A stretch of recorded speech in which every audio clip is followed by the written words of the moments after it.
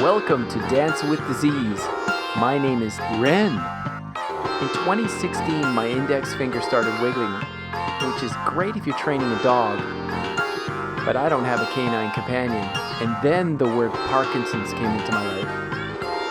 I knew from the beginning that this was not the downward spiral of doom as guaranteed by the brochures, but a kick in the ass to look at my life and change. This podcast is dedicated to sharing my magical journey of healing through trying every alternative therapy imaginable. Thanks for joining me. Let's dance. Good morning, friends. Good morning to you. I want to report that it's April 17th at 5:20 a.m. I had a good sleep. And feeling hopeful. Feeling very hopeful. I just reread. I guess it's considered reading when you're listening to an audiobook. I reread the book by Joe Dispenza, Breaking the Habit of Being Yourself. And what I realized, so my mom has a different aesthetic than Farah and I do. You know, Farah and I have a different aesthetic as well. But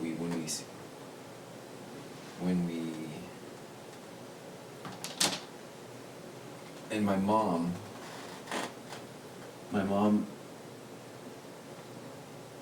will load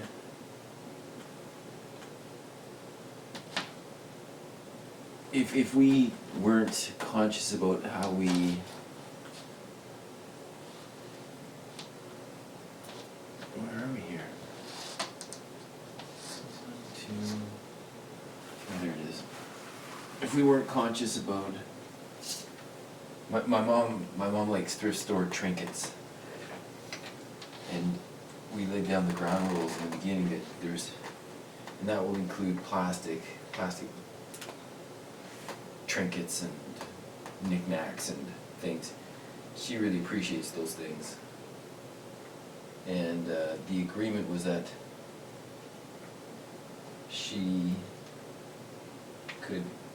we have gardens on the inside of the fence and the outside of the fence. And she could do whatever she wants on the outside of the fence, on the street side.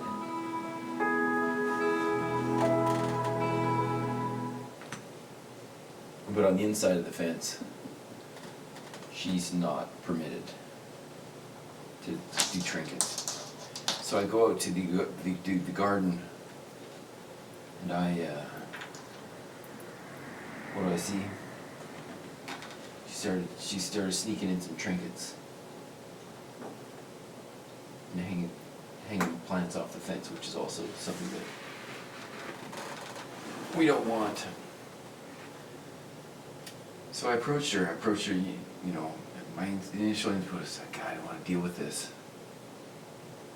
Just wanted to throw the trinkets out. But because I just know how it's going to be met. And what I realized when I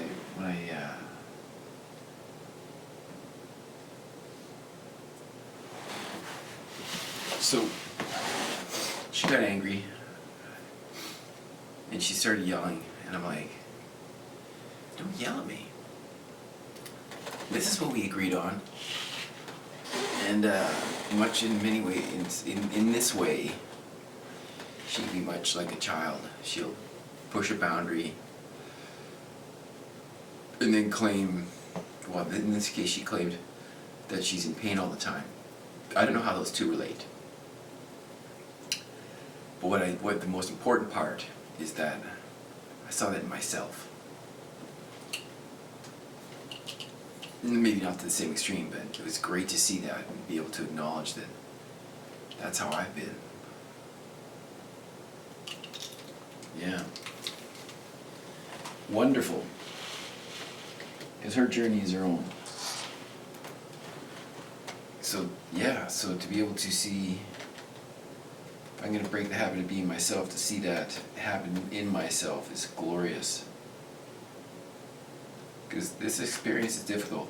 That said, I'm feeling so much better. I lowered my medication yesterday. The drugs, baby, the drugs. As enjoyable as the drugs are, you get high from them. Not as good of a high as marijuana, mind you. But I can see why people do them. It's quite enjoyable to be high. But the spikes and valleys are just dramatic. And this is a light dose. I'm assuming the further down the road you go, the more difficult it is to come off of. So I went from 3 levodopa. I hate that word. But the drug is levodopa with carbidopa, 100 by 25, which apparently is a light dose. And so I asked for a light dose. They said this is a light dose. But you can break these things in half. So I'm breaking them in half. I was doing one 3 times a day at 7, 12, and 5. Now I'm doing half at 6, 10, 2, and 6. And I have a half teaspoon or an eighth of a teaspoon of Mucuna purines. So I'm combining the toxic with the natural. And it seems to work. We'll see. I had a pretty good day. Got lots done. I'm pretty fatigued from the work. But I get things done. Feeling quite good. And yeah, rock and roll. It's my life. It's your life too.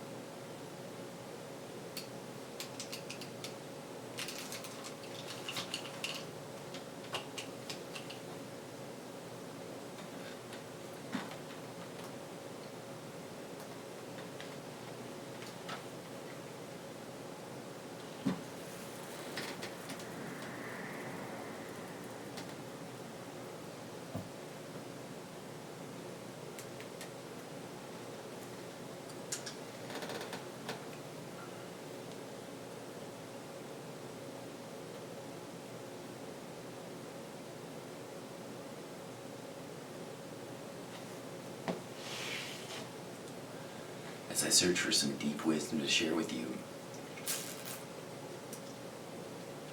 Deep wisdom. Look at me, I'm deep. Oh.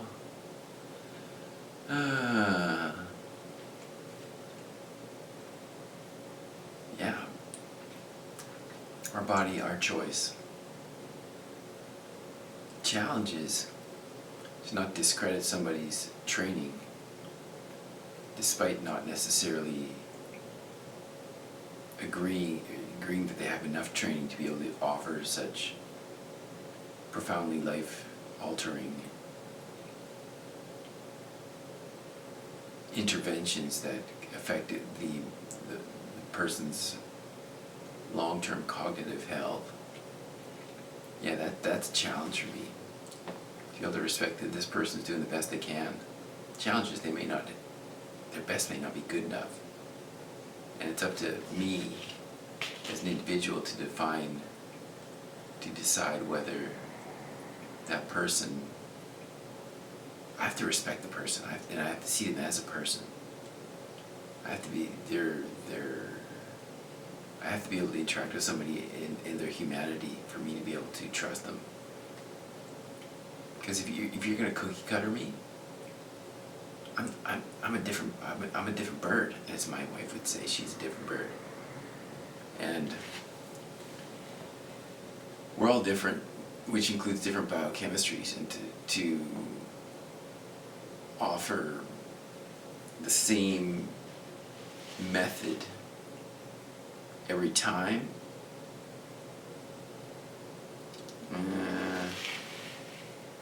doesn't seem like you're going to get the best results to me. Man, I'm enjoying riding my bicycle. And last year I was in such a depression. I was suffering so bad that I gave away a bunch of my prime bicycle stuff. Like my trailers, which obviously happened for a reason. But I'd sure like some bike shorts. Man, I threw away my bike shorts thinking, I'm done with cycling, I'm no longer a cyclist. This is what got me into this position, with that obsession. But now, wearing underwear on a bike with the seams, I could really use some bike shorts. But at the same time, if I consider that the path that Dan Millman went through, Peaceful Warrior, if you've ever seen the movie, the movie's good, the book is great, the movie's great, and so he broke his, if you don't know the story, he was an Olympic hopeful gymnast. He was living self-destructively in university, but he's living the high life. He's a NCAA athlete, partying, sleeping with lots of women, but he was unhappy, so he's being self-destructive. And then he had a huge motorcycle accident, was shattered his leg. He was told he'd never walk again. And within a year, he was walking again. And he met Nick Nolte's character. Nick Nolte is fabulous in this film. And Nick Nolte's character is the spiritual character, the peaceful warrior, and went through the process of breaking him down, then building him back up again. And then before he'd finished his recovery, he's like, you gotta, Dan Millman was ready to give up everything and just become a beacon of service for the world. And then he was told that he had to go back and be a gymnast again. And it came as a shock, because Dan Millman couldn't put together the pieces between the two. He thought one led to the other. And that's where I was. But ultimately, my expertise is cycling. And I feel like that's where I'm at right now, to reintegrate that into my world. Because it's something that feels right. It feels so nice to be cycling. It feels so nice to be cycling again. And and that Farah wants to tandem again. Oh, I love tandeming. I love tandeming with Farah. I love that we stay together, that our powers, we work together as a team towards a common goal. I love the mechanical aspect of the tandem. I love the speed. I love the sensation of riding a tandem. And I love working as a team. I love working as a team. Let go. Let go. Let go. Thank you for listening to the Dance with Disease podcast. My name is Ren. It's been a pleasure to have you here today. For more podcasts and the films, Dance with Disease, log on to YouTube, Ren the Artist. See you next time.